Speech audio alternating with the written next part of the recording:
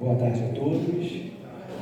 Sejam todos muito bem-vindos a mais uma palestra pública do sábado, nessa tarde bem quente.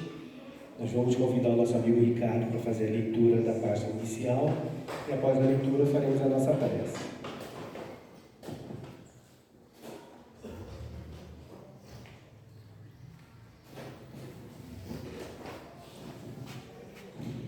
Boa tarde. Do livro Sinal Verde, ditado por André Luiz, pelo Chico Xavier, pela mensagem 40, correspondência. Cultive brevidade e precisão em seu noticiário, sem cair na secura. Uma carta é um retrato espiritual de quem a escreve. Cuidaremos de escrita bem traçada, porquanto não nos será lícito transformar os amigos em decifradores de hieróglifos. Não escrever cartas em momentos de crise ou de excitação. Sempre que possível, as nossas notícias devem ser mensageiros de paz e otimismo, esperança e alegria. Escreva construindo.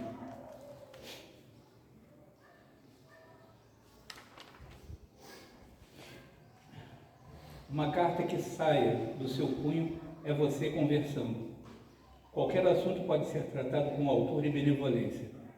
Quando você não possa grafar boas referências em relação a determinada pessoa, vale mais silenciar quanto a ela. Somos responsáveis pelas imagens que criamos na mente dos outros, não apenas através do que falarmos, mas igualmente através de tudo aquilo que escrevemos.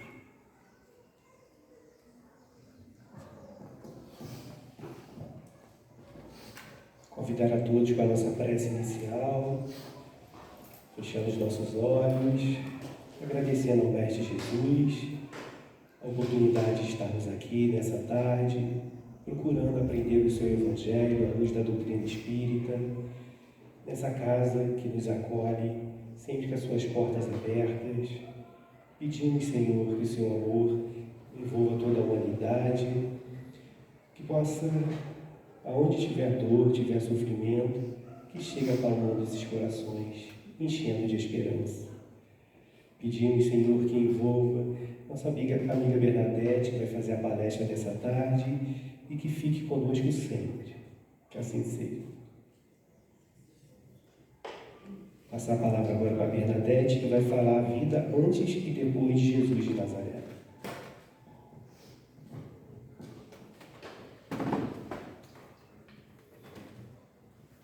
Gente, boa tarde a todos. É sempre, não vou dizer assustador, né? Eu também não chego a tanto, mas é sempre desafiador estar do lado de cá. É muito desafiador. E hoje o desafio é duplo. Última palestra de sábado do ano, uma responsabilidade para a gente fechar esse ciclo. E falar de Jesus é então meu desafio maior. Né? Então vamos lá, né? Coragem. Por que será que ainda é tão difícil para nós falar de Jesus ou sobre Jesus? Por que é difícil? A gente tem uma fala, às vezes, muito comercial sobre Jesus. Muito comercial, muito banal, muito simplória. Não que ele precise de homenagens, não, mas é a nossa fala em relação a ele que ainda é muito infantilizada, vamos dizer assim. A ideia do nascimento de Jesus, comemorado a 25 de dezembro, que na realidade ninguém sabe a data certa. Hoje em dia se debruçam os pesquisadores, os historiadores, astrônomos, para tentar relacionar as informações constantes na Bíblia sobre estrelas, sobre isso, sobre aquilo, mas na realidade a data certa não temos. O dia 25 de dezembro ele foi estipulado, foi escolhido para representar a data em que nós iríamos, a humanidade iria comemorar o nascimento de Jesus. E foi escolhido em torno do século 6 a 7, a data certa também não se tem,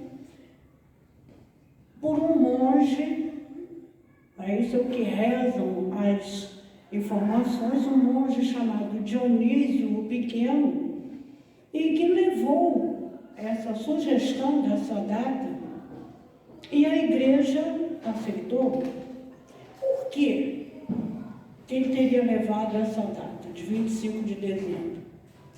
Porque ela coincidia com duas festas pagãs que aconteciam nesse período. Uma delas era uma festa do solstício de inverno, uma posição astronômica, vamos dizer assim, de inclinação do Sol na Terra, e que era comemorada na antiguidade. A segunda festa era a comemoração do deus Mitra. Também era um deus pagão. Então a sugestão da igreja foi transformar essas duas datas que correspondiam a dois festejos pagãos, cristianizando-os, transformando a data de comemoração do nascimento de Jesus. Ok? Até aí? Então foi uma data escolhida, vamos dizer, a dedo. Né? Não foi 25 de dezembro, porque não 24 ou 22 ou não novembro. Teve uma razão de ser escolhido.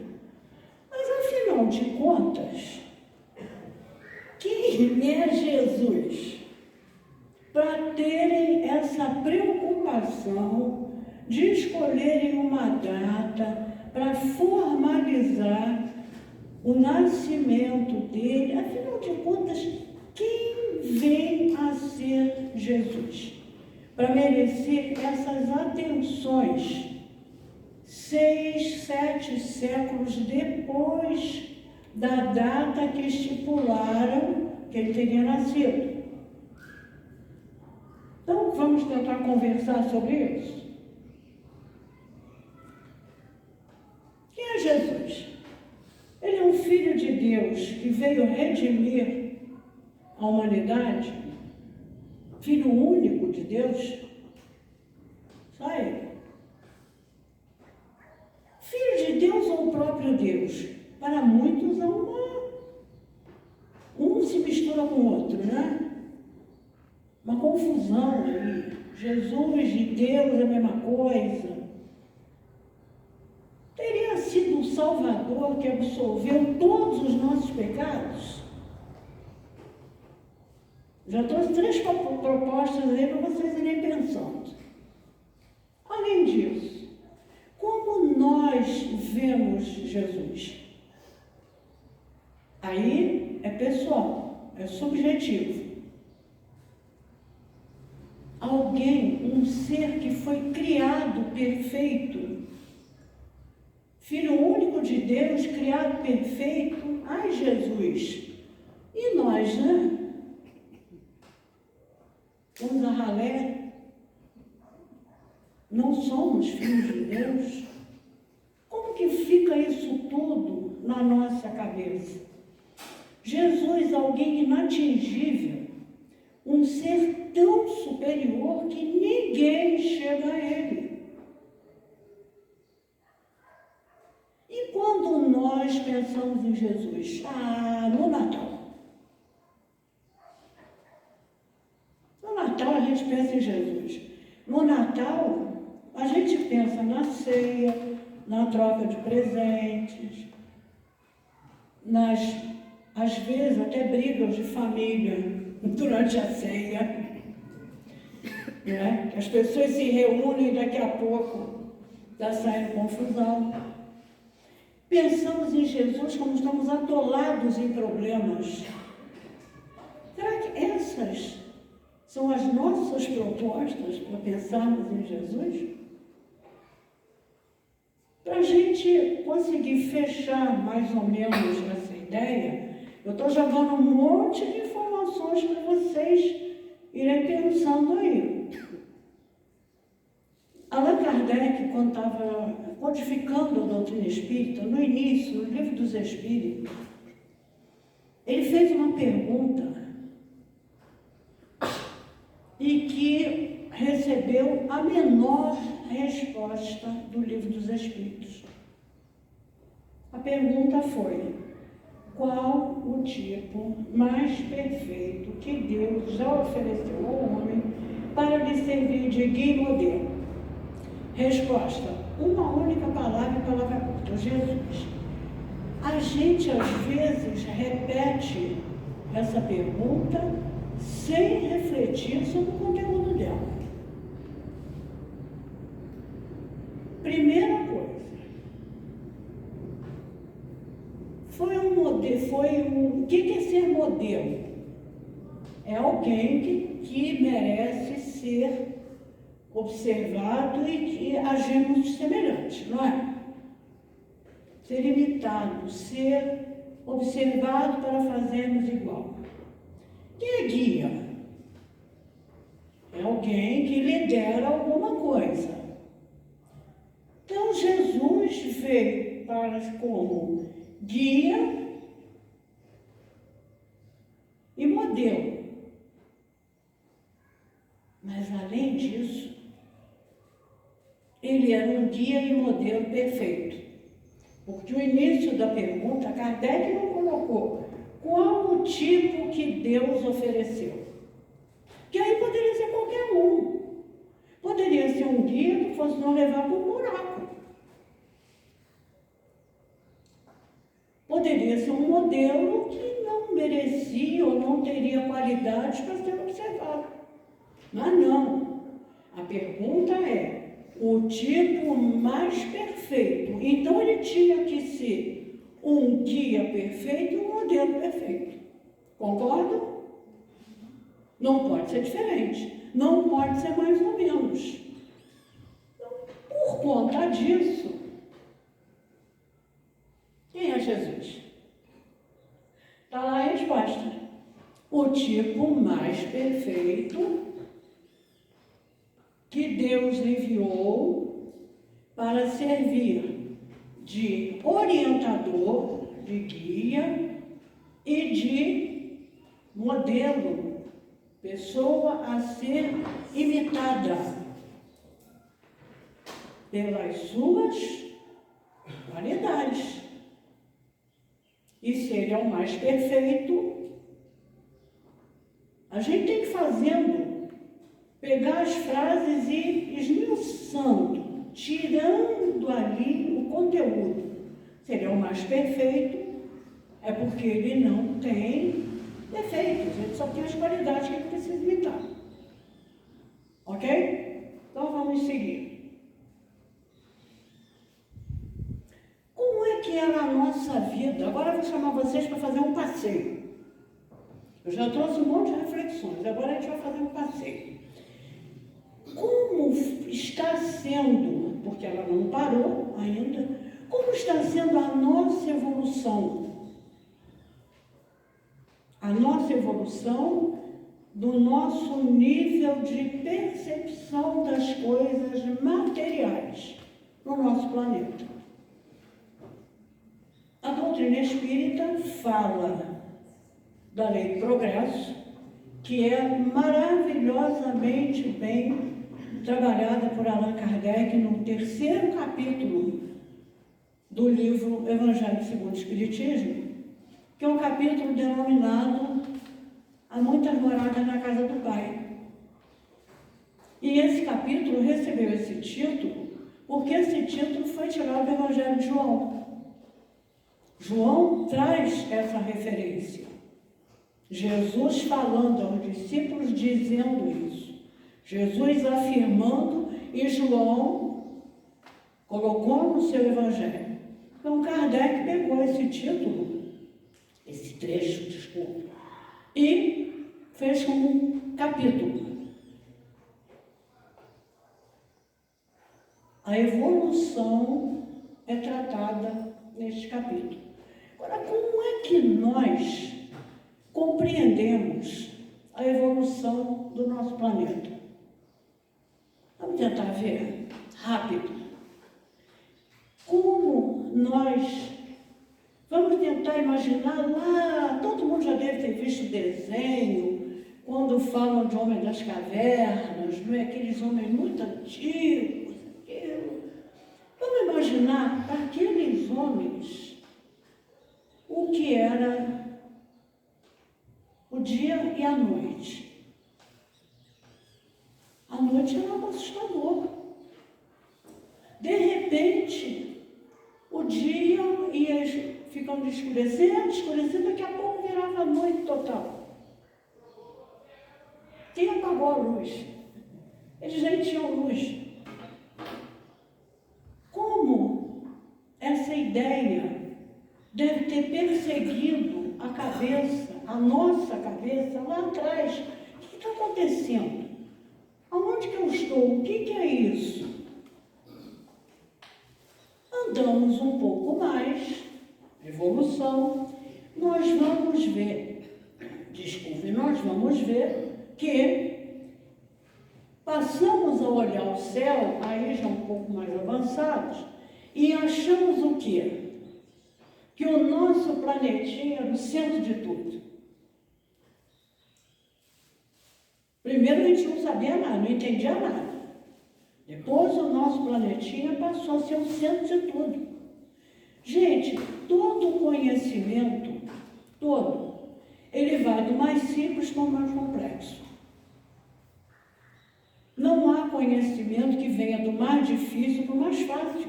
É o contrário. A gente tem que perceber as coisas mais simples para depois ir elaborando, não é? a maior complexidade. Então, num determinado momento, começamos a descobrir que o nosso planeta era o centro do... Quer dizer, não era nem o centro do universo, não tínhamos noção, mas era o centro de tudo. Essa teoria, chamada geocentrismo, muito antiga, ela surgiu. Alô?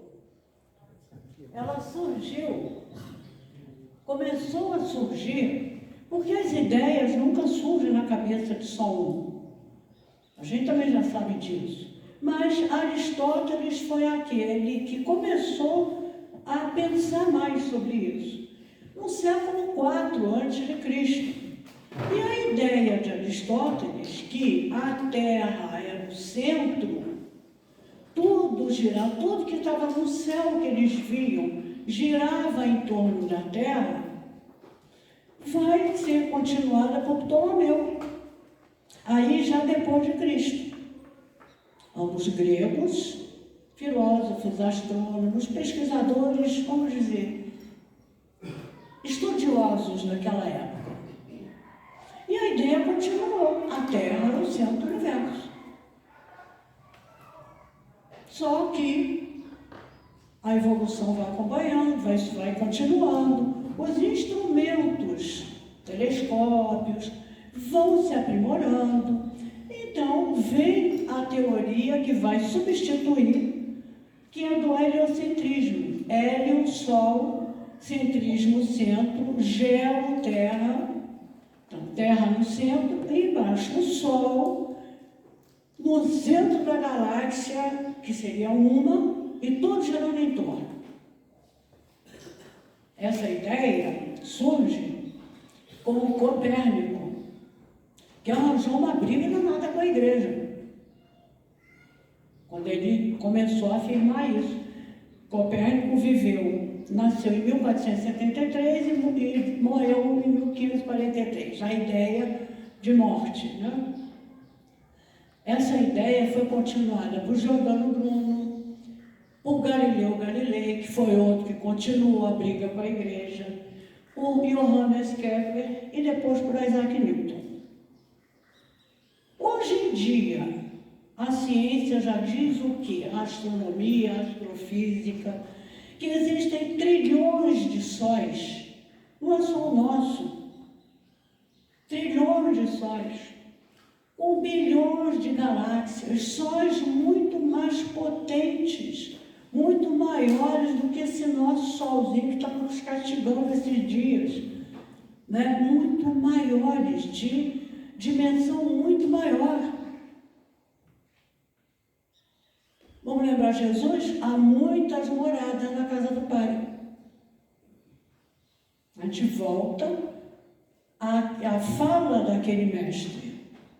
E ele vai explicar no Evangelho de João que ele iria, mas que ia preparar o caminho, ia preparar o lugar, para depois aqueles que quisessem, ele ia pegá-los de volta, levá-los. Então, o que acontece? Essa evolução do pensamento científico aconteceu. E ela é comprovada pela ciência. Até agora não tem nada de doutrina espírita aí não, hein? Isso é ciência. Então, todas as ciências comprovam essa evolução. Mas será que essa evolução aconteceu só no nosso pensamento da parte material? O que é que vocês acham? E a nossa religiosidade? Ela não sofreu transformação? E muita. Aqueles agrupamentos que não eram nem povos, aqueles grupos lá da pré-história, eles, conforme já foi dito aqui, eles não compreendiam sol e noite, dia e noite, né? Sol, chuva. Não tinham percepção intelectual para compreender isso, eles sentiam apenas. Então, se você não consegue entender alguma coisa, você começa a querer tentar explicar. E eles, o que aconteceram? Buscaram, através dos cultos tribais, explicarem uma presença de alguma coisa que eles não sabiam o que era, que influenciava em tudo. E essa alguma coisa que eles não sabiam o que era presente nas forças da natureza. Então era o sol se transformava em Deus, a chuva, o trovão, o raio, não é o raio que parta não, gente, é o raio. Então o raio, as neves, tudo isso era atribuído naqueles cultos primitivos a uma identidade de Deus, vamos dizer, uma identidade sobrenatural. Daí para os cultos politeístas, foi rápido? Não, demorou a beça. Mas foi vamos dizer, uma mudança de padrão. Porque antes eram só as forças da natureza. Nas culturas, na antiguidade, a grande maioria, para não dizer a totalidade, todas politeístas, cada uma criou seus panteões de deuses. Só que os deuses, diferente da força da natureza, os deuses, eles tinham características o quê? Humanas. Então nós tínhamos Deus brigão, ciumento, violento. Nós pegamos as nossas características e colocamos nos deuses. Os deuses brigavam pelo poder. Por que será que a gente colocou essa característica deles? A gente não briga pelo poder, né? Brigamos até hoje. Então, gente, para vocês verem como é uma construção que vai demorando. Desta noção politeísta, nós vamos chegar com o povo hebreu à ideia de um Deus único. Uma construção de milhares de anos, a ideia de um Deus único. Não vou entrar no mérito, quem quiser ler sobre isso, eu recomendo o livro A Caminho da Luz. Peguem lá que vocês vão ter uma explicação fantástica. Mas essa ideia de um Deus único teve 3 divisões, vamos dizer assim. Temos o judaísmo, que que acredita como Deus Supremo em Jafé ou Iafé, depende lá da pronúncia, e que utiliza a Torá como livro, onde tem as normas religiosas, o islamismo com Alá, e o Corão ou Alcorão, né? E o cristianismo, Deus, e que segue as informações da Bíblia.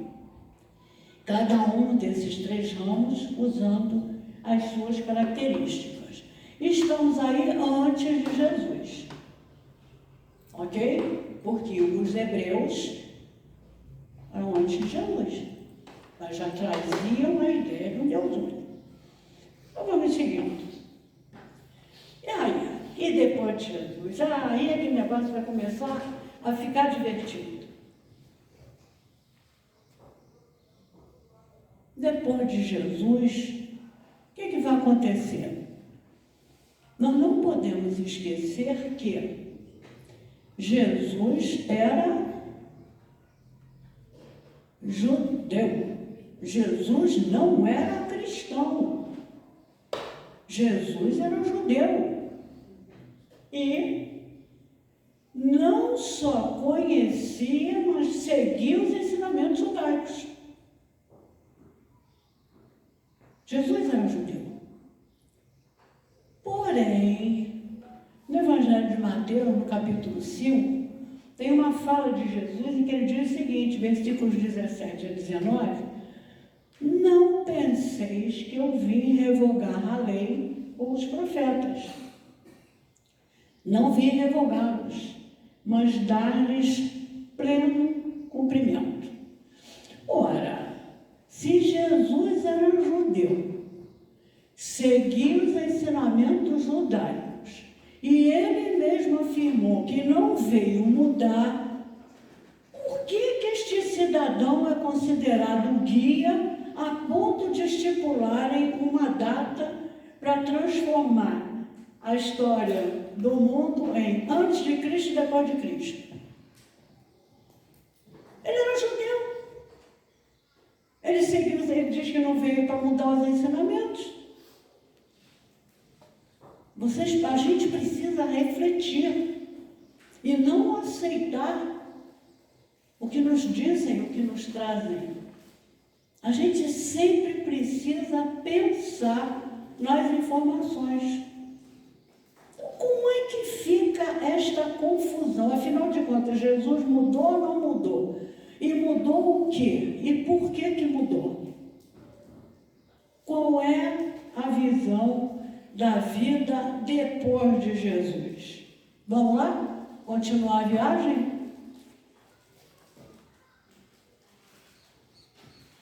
Ao longo dessa evolução religiosa pela qual nós passamos, a ideia constante de Deus era de um Deus. Alguém arrisca dizer bonzinho? Ou um Deus cruel, violento, vingativo, que não deixava escapar nada de errado. Era essa a visão. Por quê? Nós não estamos aqui para criticar o anterior, estamos para conseguir entender. É necessário que a gente tenha uma certa maturidade para compreender certos conceitos, inclusive da liberdade. Como é que a gente age com uma criança? A gente dá liberdade a ela total? Não, porque ela não vai fazer nada certo. Ela vai meter o dedo na tomada, ela vai se pendurar na janela. Por quê? Porque ela não tem noção, ela não tem maturidade. Então é preciso que às vezes a gente use um argumento mais enérgico para evitar um mal maior. Então a gente usava o medo. Não faz isso. Primeiro era até um bicho-papão, né? Não faz isso. Como é que a gente fazia? Era pelo medo.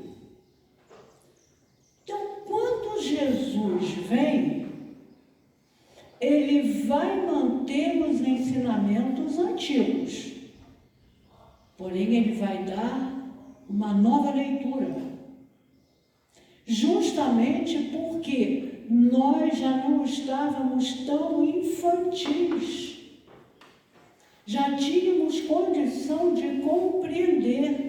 Como a criança que já está um pouco maior, a gente diz para ela: se você subir e debruçar na janela, olha a altura, você vai cair lá embaixo, você vai se machucar muito. Você já tem condição de fazer isso com ela. Por quê? Porque ela já levou outros trambolhões não tão violentos, mas ela já sabe o que é a dor. Ela vai dizer assim: não posso não, ali é muito alto. Ela vai perceber. Então Jesus disse que não veio mudar a lei, não, mas ele veio nos explicar como aquela lei deveria ser entendida. Por quê? Porque já estávamos mais amadurecidos. E por conta disso, como era o Deus apresentado, como era a nossa relação com Deus, nós fazíamos sacrifícios. Na antiguidade, vocês conseguem imaginar alguém fazendo sacrifício? Eu não estou nem falando de animal, não. Sacrifício humano para agradecer a Deus ou para glorificar a Deus. E você mata uma pessoa, mata uma jovem, mata uma criança. Era assim que nós agíamos. Por quê? Para agradar aquele Deus vingativo, eu tinha que fazer alguma coisa que eu achava que ele fosse gostar, que eu não sabia. A minha relação com ele era uma relação de medo. Então, o que é mais caro a mim? Meu filho. Então, vou matar meu filho para saciar essa fome, dessa ira desse Deus. Gente, não é para causar horror, nós fizemos isso e muito. Fizemos muito. Pela falta de compreensão e pela leitura ao pé da letra. Qual foi a proposta de Jesus em relação para a nossa relação com Deus? Cadê o Deus vingativo? Deus é Pai. A mudança começou aí. Ele continuava Deus,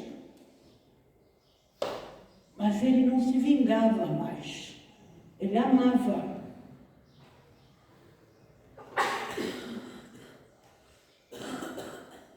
Ele amava. Ele criou tudo em função dos filhos. Mas não era só Jesus que era filho de Deus, não. Danilo não. O filho unigênito, não. Todos somos, todos e tudo decorre dele. Ele que criou tudo. E aí Jesus começa a passar essas informações. E qual o impacto desses ensinamentos naquela época? Vocês conseguem imaginar? E qual o impacto agora?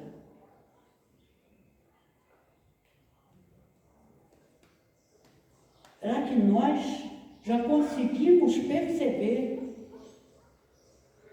os ensinamentos de Jesus na sua profundidade? Ou estamos repetindo as coisas sem parar para pensar? Ele é o modelo mais perfeito, o tipo mais perfeito que Deus nos enviou para servir de guia e modelo. Essa é a definição que está lá no Livro dos Espíritos, pergunta 625. Então, Por que que ainda hoje, voltando lá ao início, tantos falam de Jesus? Falar de Jesus é tão fácil, gente. É muito fácil. Por quê? A gente faz uma pesquisa, lá vai ver que ele nasceu não sei aonde, ele fez, ele visitou as cidades tais, ele curou isso, curou aquilo. Isso é fácil. Porque isso não nos traz a verdadeira personalidade de Jesus. A gente fica na periferia. Então, muito poucos falam de Jesus. E entre os poucos que o conhecem, que é um outro ponto, alguns nem conhecem, só repetem. Outros já conhecem. E os que seguem? Esse é o desafio. E não basta conhecer os fatos históricos e não basta compreender os ensinamentos dele. A proposta de Jesus é bem mais profunda, muito mais profunda. E aí, com isso, quem sabe que Jesus visitou a cidade de Corazim, Betsaida, que pessoas de Sidom, Tiro, iam ouvi-lo, que ele falou na margem do lago de Genezaré. Uns dizem que ele falou em cima do monte, das oliveiras, do Sermão do Monte, outros já dizem que estava no barco, na beira da praia. Nada disso tem conteúdo. O conteúdo é o que ele falou. Então, não basta saber que ele pregou o Sermão do Monte. É preciso que a gente faça uma análise, felizes os pobres de espírito, porque deles é o reino do céu. Leandro, você é tão pobre de espírito. A gente pegou essa fala e virou em algo ridículo, não tem outro termo. A gente quer reclamar de alguém, quer falar mal de alguém, diz que ele é pobre de espírito. Pobre de espírito são os simples, são os humildes. Por quê? Porque a vaidade e o egoísmo são os grandes problemas que nós temos. Mas a gente prefere pegar a palavra de Jesus e transformar em algo que é mais adequado. E fulano, não quero história com ele não, é muito pobre de espírito, né? Não sabe nem o que fala. Não, a pessoa não compreendeu o ensinamento de Jesus. Felizes os aflitos que serão consolados. E eu ter que sofrer para ser consolado? Ah, não quero não. Mas Jesus não disse que nós precisamos sofrer. Ele disse que os que estão em sofrimento serão amparados. Mas tem uma relação aí. Desde que a percepção do sentimento seja baseada na resignação e na fé. Senão, a gente vai sair dizendo assim, não me pode sofrer, não. Porque o sofrimento é um veículo de transformação. O sofrimento é um aguilhão que a espiritualidade usa para que a gente mude. Saia da pasmaceira, saia do conforto, saia das ideias que não mudam. Então não é, tudo bem se eu estou sofrendo. Não. É compreender o sofrimento como uma oportunidade de eu me modificar. Felizes os misericordiosos que alcançarão misericórdia. O que é ser misericordioso? misericordioso, é pouco se importar com a dor do outro. É isso? Não. Mas não é provocar a dor no outro para depois ir lá oferecer alguma coisa. A gente ainda está muito nisso. A gente provoca a guerra, insufla a guerra e depois vai distribuir o alimento, em vez de trabalharmos pela paz. Misericórdia é querer o quê? Jesus pegou os 10 mandamentos e transformou em 2 que na realidade são um. Amar a Deus sobre todas as coisas. E qual o complemento? O próximo como a si mesmo. O próximo como a si mesmo. Se eu quero amar o Leandro, reconhecer nele meu irmão, eu tenho que fazer por ele o que eu quero que façam por mim. Então, se o Leandro estiver em sofrimento, eu não gostaria que eu estivesse sofrendo e sendo amparada? Vou amparar. Ele não mudou a lei. Ele esclareceu. Olha só, felizes sois quando vos injuriarem e mentindo disserem todo mal contra vós, por causa de mim. Alegrai-vos e regozijai-vos, porque será grande a vossa recompensa. Nós vamos voltar a esse trecho do Sermão do Monte lá no final. Guardem ele. E olha que coisa linda que Jesus disse. Vós sois o sal da terra. Vós sois a luz do mundo. Brilhe do mesmo modo a vossa luz diante dos homens.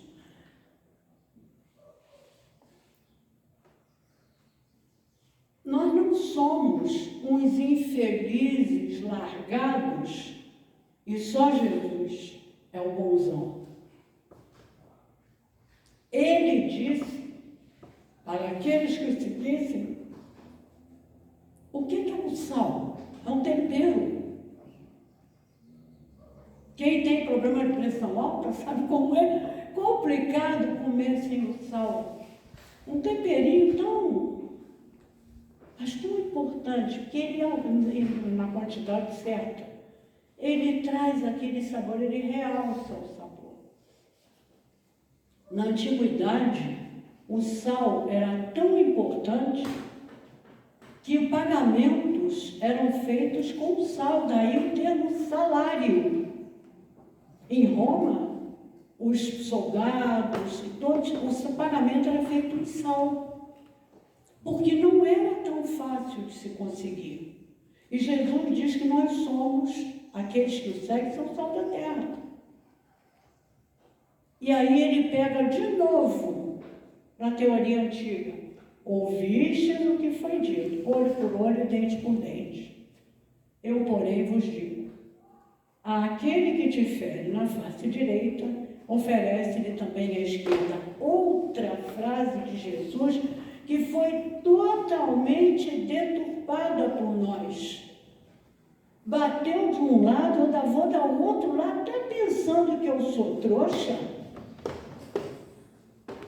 Não, bateu de um lado, eu vou bater no outro. No outro, na pessoa que me bateu. Dar a outra face não é oferecer o outro lado para baterem, é agir de forma diferente daquela que fizeram com você. Então, você foi agredido, não se torne um agressor. Vocês conseguem imaginar o impacto desses ensinamentos de Jesus lá naquela época? E o impacto hoje? Nós ainda temos crianças que são educadas à base do não leve desaforo para casa. Filho meu se apanhou na escola e chega em casa chorando, vai apanhar de novo. Olha como nós ainda somos infantis, estipulando o quê? A violência somos violentos. Ainda não conseguimos compreender que aquele que nos agride, muitas das vezes, já foi agredido por nós. E mesmo que não tenha sido, é alguém que está num nível de percepção menor do que o nosso. Então nós temos que compreendê-lo e não fazer pior ou igual. Ouvistes o que foi dito: amarás o teu próximo, odiarás o teu inimigo. Eu, porém, vos digo: amai os vossos inimigos. A gente, às vezes, só porque alguém deu um esbarrão na nossa unha encravada, a gente já está subindo a serra de raiva, querendo pegar aquela pessoa. E ele pede o quê? Que nós amemos. E esse trecho é lindo, porque ele vai dizer: amar só os amigos, quem não faz? Ele continua, eu peguei trechinhos. Amar aqueles que nos são caros é fácil. Ele pede que a gente amar o inimigo. E ele vai esclarecer como? Não desejando o mal.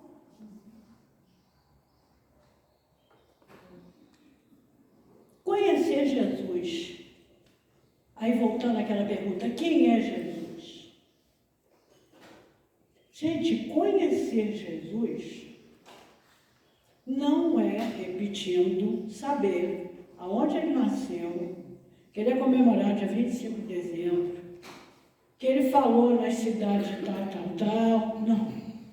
Isso é fato que a gente pode pegar até por inteligência artificial. Conhecer Jesus é ser tocado por ele. Se ele é o exemplo mais perfeito, o mínimo que temos que ter por Jesus é amor e respeito. Nunca diminuir a figura de Jesus, nunca achincalhar a figura de Jesus, nunca colocar Jesus em situações que possam gerar ironias, deboches. Ele é aquele modelo que nós precisamos seguir. Ele precisa ser respeitado, ele precisa ser compreendido, ele precisa ser amado. E quando ele nos toca, o que acontece? Eu não sei se vai dar para falar de todos eles, mas conhecer Jesus é proceder como Joana de Cusa,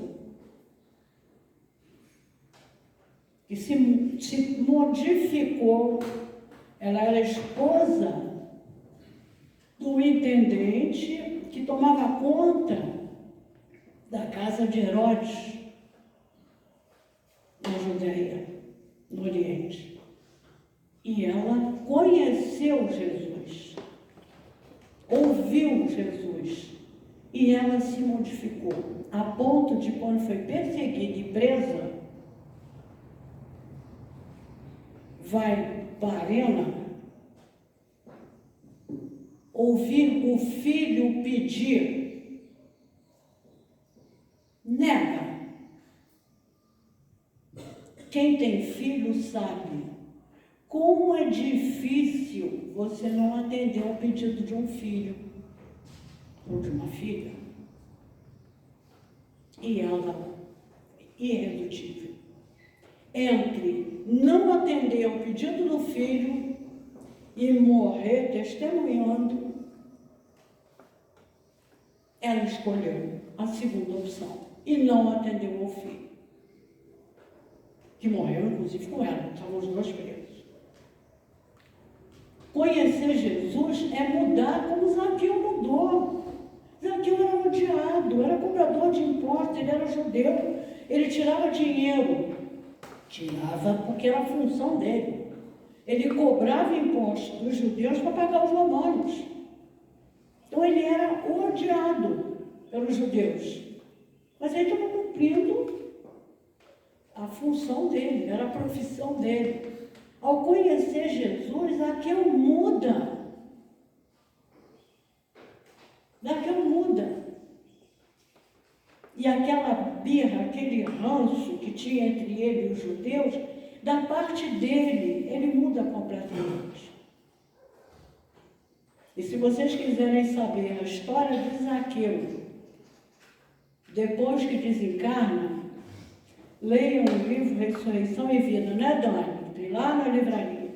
É um livro psicografado pelo Ivan do Amaral Pereira e que tem alguns contos transcritos, passados, né, pelo espírito de Leão Tolstói.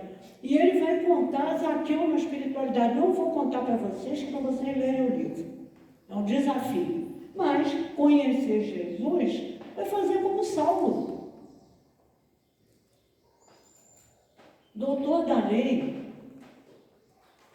endurecido, perseguiu os cristãos, quando encontra com Jesus numa única visão, ele muda. Conhecer Jesus é fazer como Jasão, que foi muito bem interpretado aqui pelo Braulio, também história trazida por Leão Tolstói, do livro Eterna Mensagem do Monte. Era um jovem, nasceu todo deformado, era motivo de, hoje em dia diriam que ele sofria bullying, era motivo de deboche de todo mundo, e ao ouvir Jesus, ele se modifica. E ele não é tocado pela agressão daqueles da cidade que faziam para ele. Porque ele era todo deformado, era aquilo tudo, mas ele era lúcido. E ele passa a compreender. Conhecer Jesus é fazer como Madalena, que muda das atitudes equivocadas e tocada pelos ensinamentos do Mestre. O que ela vai fazer? Ela tenta acompanhar os discípulos depois que Jesus tinha partido. Eles não deixam, ela vai. Gente, uma mulher, na época de Jesus, que vai de peito aberto falar sobre o Mestre para quem ouvisse. E termina a sua trajetória terrena cuidando de leprosos e adquire a lepra. Isso é conhecer Jesus. Conhecer Jesus é a atitude de Pedro. Pedro, pedra, bruto, endurecido, nega Jesus 3 vezes, mas depois se arrepende e vai com todo o vigor a trabalho, divulgando Jesus. Gente, conhecer Jesus não é saber fatos da vida dele. É ser tocado por ele.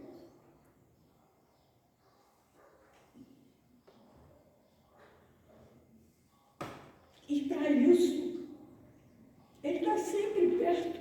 Nós é que não queremos. É preciso que nós queiramos. Não é só conhecer as parábolas. Eu conheço todas as parábolas de Jesus. Tá, mas o que você está fazendo com isso? Semeador, das 10 mil, das 50 virgens. O que você está fazendo? Isso é conteúdo intelectual. O que isso traz para você? Conhecer Jesus é saber da responsabilidade que temos com Ele. Porque temos, e muita, assumimos compromissos de sermos o quê? Servidores. E Jesus prometeu facilidade. Lembra daquele trecho lá atrás que eu disse para vocês? A gente vai voltar nele? Olha lá. Felizes sois quando vos injuriarem e perseguirem, Jesus nunca prometeu facilidade. Facilidade é carneiro da Casa Bahia. Jesus nunca prometeu facilidade. Mas ele prometeu que estaria sempre conosco, nos intuindo, nos amparando. E para terminar, desse livro aqui, que também tem na biblioteca e na livraria, Vivendo com Jesus, psicografia do Divaldo, as palavras, os textos, as mensagens de Santa Amélia Rodrigues, que é um espírito maravilhoso para falar de Jesus. Escolhi um trechinho do capítulo 30, que ela diz o seguinte: ainda hoje, de alguma forma, a fidelidade a Jesus é vista como comportamento patológico. Fidelidade a Jesus, coitado, é doente, é maluco. Alienação é doida. Covardia moral, perdoar? Tá brincando, não perdoar nada. Até hoje. O livro é de 2017. Os seus servidores não encontram espaço. Seus servidores. Ela está falando daqueles que conhecem Jesus, que se deixaram tocar por eles. Não encontram espaço no mundo em que triunfam os equivocados e recebem glórias os criminosos. Aqueles que matam em nome da pátria, política, fé religiosa e de preconceitos. Como já matamos em nome de Deus e continuamos. Como brigamos, nos digladiamos, às vezes na família, por questões políticas, por questões religiosas. Não viram inimigos, né? Entre si, né? Lá, né? Não condiz. Alguém que diz que é para amar o inimigo, não podemos ter sentimentos de violência em nós. Precisamos tirar essa violência dentro de nós. Essa é a mudança de quem é tocado por Jesus. Essa é a mudança. E ela termina. Jesus, porém, vela pelos seus continuadores e prossegue convocando os seus trabalhadores para que permaneçam na seara imensa, onde os poucos fiéis devem fazer vigília de amor e perdão, misericórdia e compaixão, experienciando a caridade. E ela termina dizendo: cristão sem testemunho é solo árido, dominado pela seca e pela morte. Aí a reflexão final. A vida,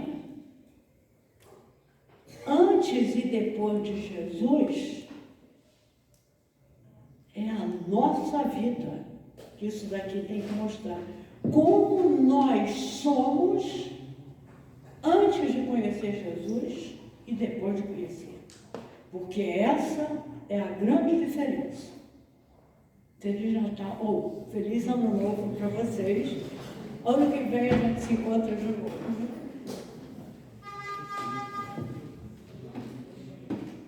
Agradecemos a Bernadette pelo estudo da tarde, tantas reflexões sobre Jesus. E assim a gente termina, né, as tarefas de sábado desse ano, que não é, mas sábado que vem estamos aí novamente, mas quando termina um ciclo é sempre bom, né, para a gente repensar aquilo que a gente fez de certo, que a gente fez de errado. E nada melhor que uma palestra com os ensinos de Jesus, né? Que 2026 possa ser de muita paz, da gente procurar se melhorar sempre, tendo Jesus como nosso norte.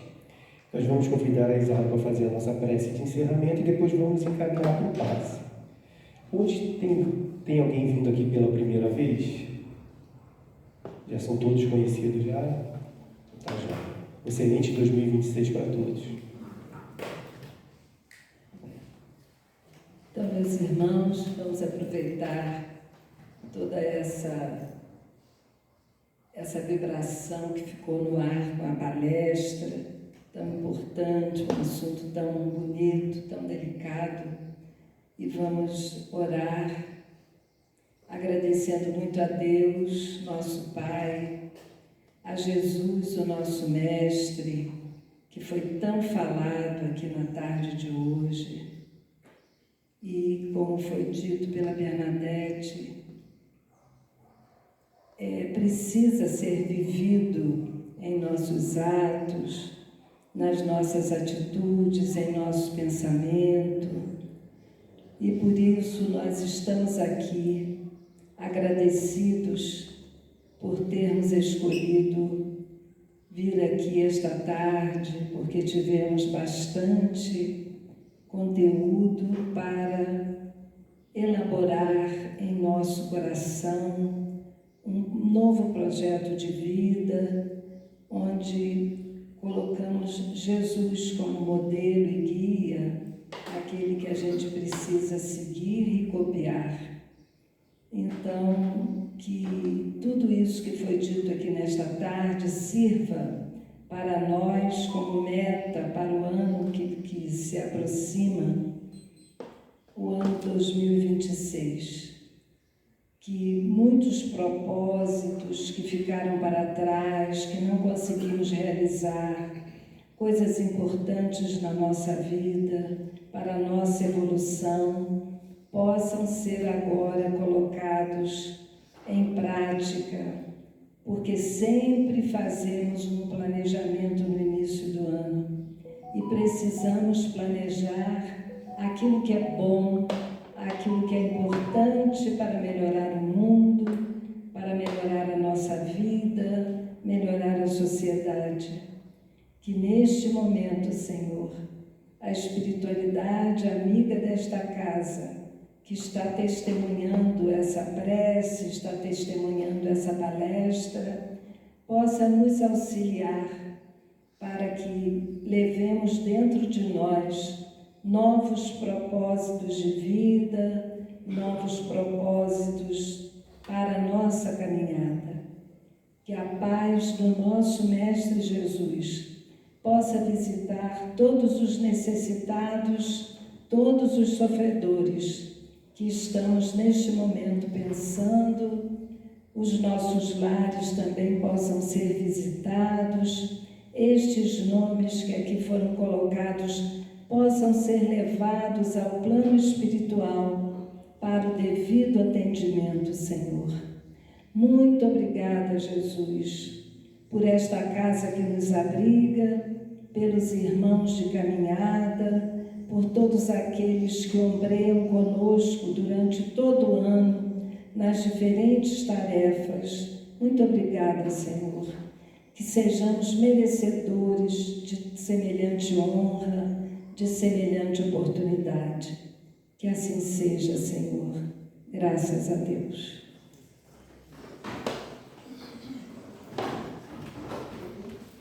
Vamos encaminhar para o passe. Aí eu vou pedir para vir aqui as 3 primeiras filas.